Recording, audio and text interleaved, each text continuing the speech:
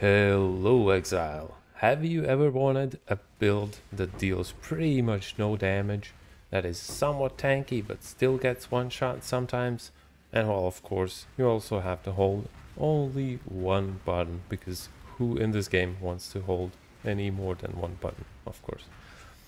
Well, if you do, then look no further, because here is my build that I kind of put together in one day because I had nothing better to do.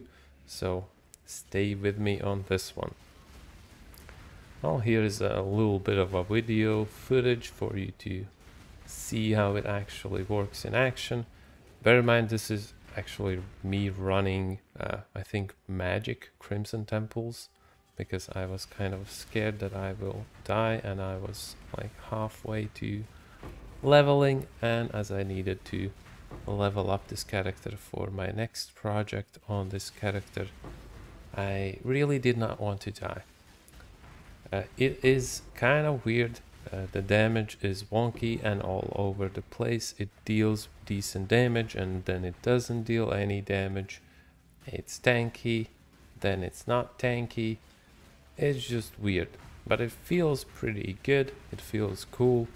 I actually had a blast playing this character, and I think if you try playing this yourself, you will actually have a blast too, even though maybe it's not the strongest character you can make.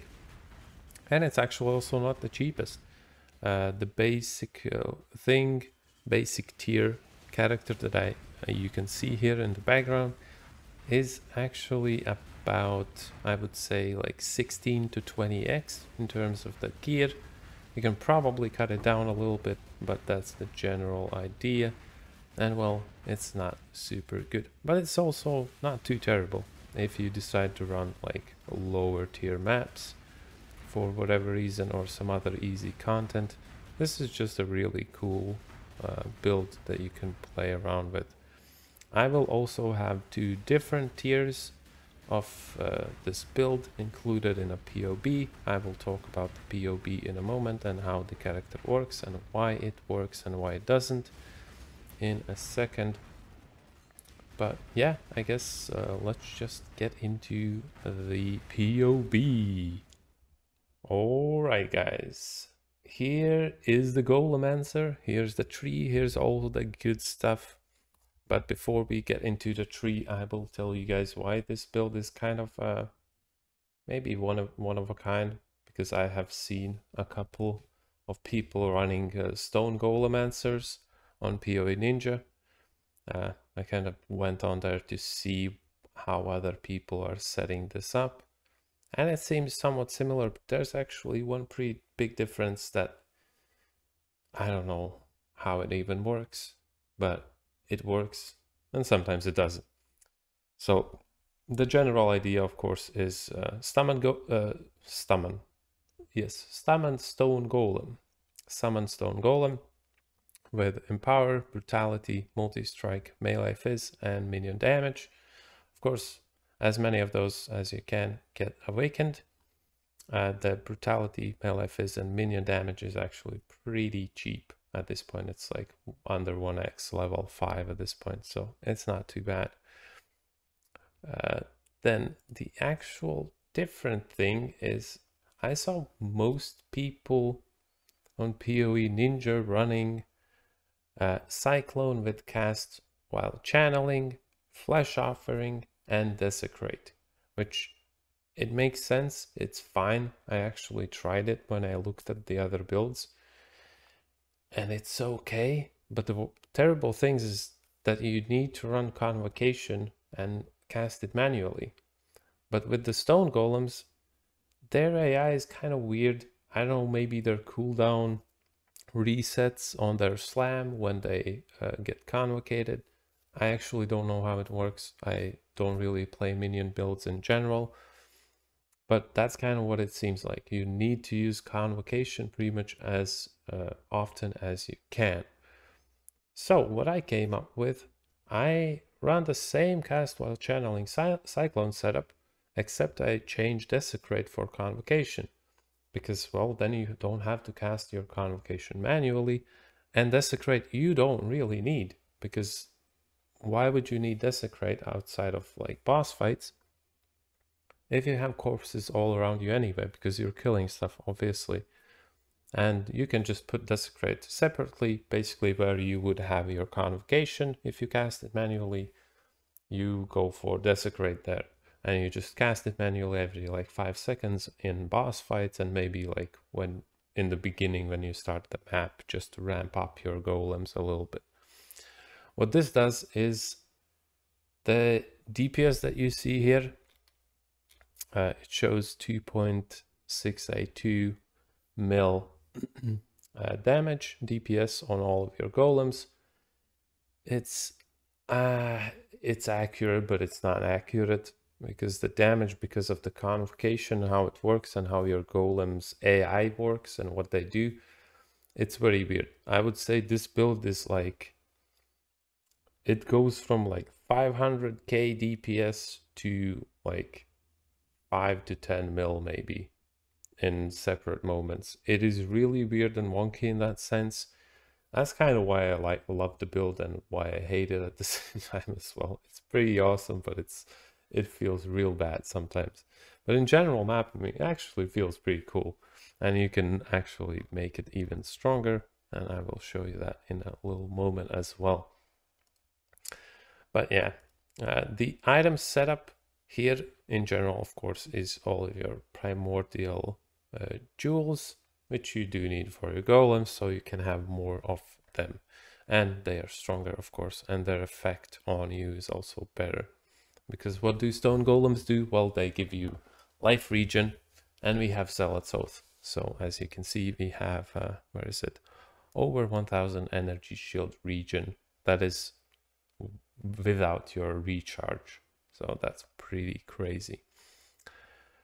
It doesn't look too tanky. I will admit that. It's normal all res.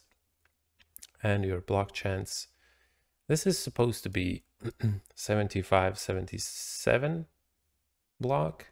I don't know why this happens in PoB, but I was playing the character a little moment ago, and it did have 75, 77 block chance, and I imported it here.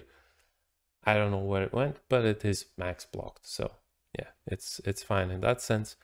And you also get some other nice goodies when you block. You get your ES back and stuff like that, so it's actually quite tanky. Sometimes I would just literally go and like, I would be in a ritual shrine activated, and I would go off to the bathroom or something, and I come back and everybody's dead, and I'm not dead. I'm the only one surviving with my golems. So it's pretty decent in that sense. What do we use in terms of other gear is I went for the Breath Stealer and the Stampede. It's just really nice and easy for you to anoint what you need, because you do need Charisma and Champion of the Cause anointed, kind of. You can actually be okay without that. So if you want, you can swap out the Breath Stealer, but the Stampede is really good for your cycloning. So I would say the Stampede is kind of a must-have in this case. And Breath Stealer gives you a lot of buffs while mapping. Of course, Cold Iron Point, because golems do count as fizz gems. These stone golems at least. And then in general, just try to get as many levels of fizz gems and like life regen, ES. That's all really good stuff. Owls Uprising. In this basic setup, you need only you are okay with Discipline. No reservation for Discipline Owls, which it costs under 1x. So you can use that. This one with Determination is actually for the upgraded version, which I will talk about in a little moment. All the other stuff is just, yeah, vulnerability on hit ring. Nothing too crazy. Your rings in general are just like, oh yeah, ES, and more or less that's it. And well, Dex or Strength. And well, non-channeling skills. Mana reduction is really good, of course, but also not the biggest deal ever. Outside of that, it's also bleed immune, stun immune, of course, can avoid poisons, but yeah, we're running CI, so it doesn't matter really. And well, let's go into the tree. The tree is kind of weird. This stuff is obviously very much basic. You also get your shocks, and your shocks are increased to always give at least 15% increased damage taken by those mobs that you shock. Really good, because outside of that, there's nothing really else that we would like to have on the Golemancer there. CI, get a bunch of reduction. You need all of these jewel slots. You can swap things around because this tree is very much not optimized, as this build for me was kind of to level up, then swap into Forbidden Right, because I kind of wanted to try this league. There's nothing really that crazy here. It's just block and some minion nodes and ES stuff. Mostly because of this little cluster, all of this stuff, it kind of gets a little bit weird here, but I don't know. I kind of didn't really see any way how to fix this in a very easy fashion. So, well, that's what it is, and it works actually pretty decently for what it is. We also use some specters.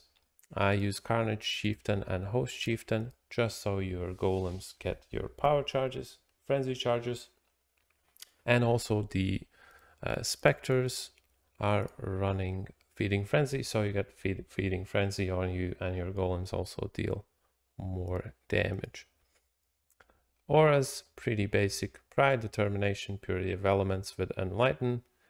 And then you have Clarity. I use level 16 because that's enough for me in terms of mana. And Discipline.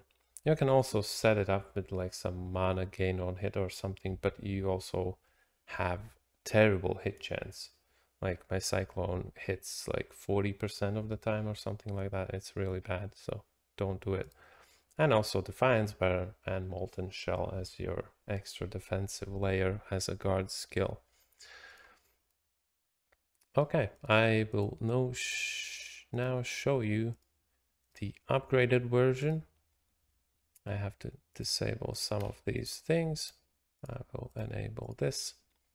And now you will see that we get actually lower ES, but well, that also depends on how good your chest piece is and some other pieces of gear. So don't take that as a must. But yeah, your all res goes up to 85, which gives you a lot of damage reduction.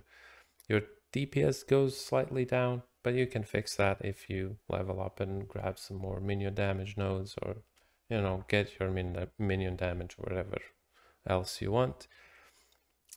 One of the main issues though is you do need the Determination Owls, which is kind of expensive. You need your Aegis Aurora, Aegis, but I say Aegis, so sue me. And what else actually? Oh yeah, Melding of the Flesh, obviously, for your resists. But yeah, outside of that, nothing much really changes. You just get even more tanky. But I don't know. I don't really think it's worth it unless you really go for investing into cluster jewels.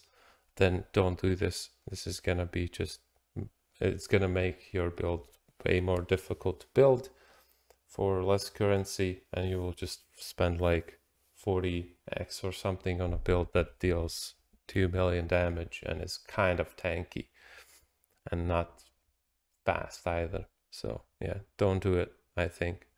But yeah, you can go for the cluster jewels, as I mentioned.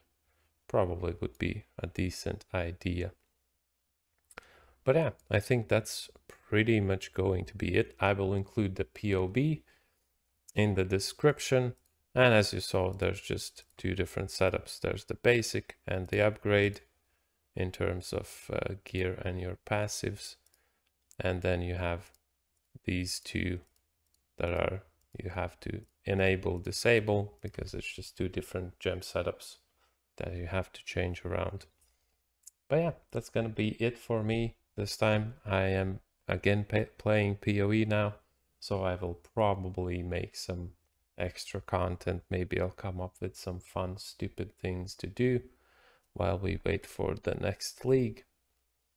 Yeah, that has been me, Crimner, and I'll see you on the next one. Bye.